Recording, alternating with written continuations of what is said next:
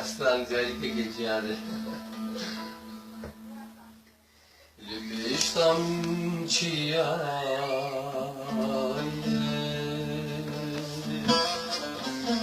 yarım bir sebrmay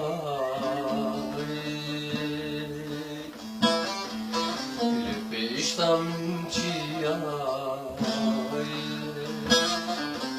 yarım bir sebrmay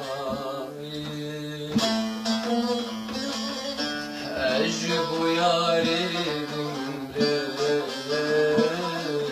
xavnak çavim vay bu yarim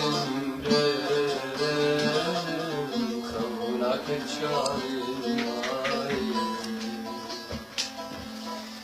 nabe nabe nabe nabe nabe nabe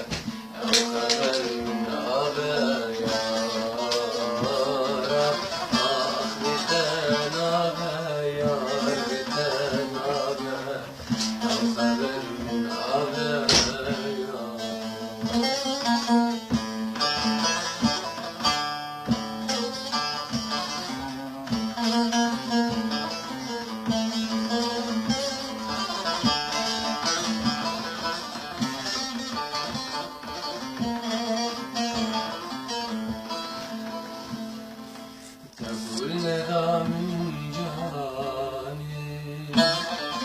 dilim işte mari Gül nedamin cani dilim işte mari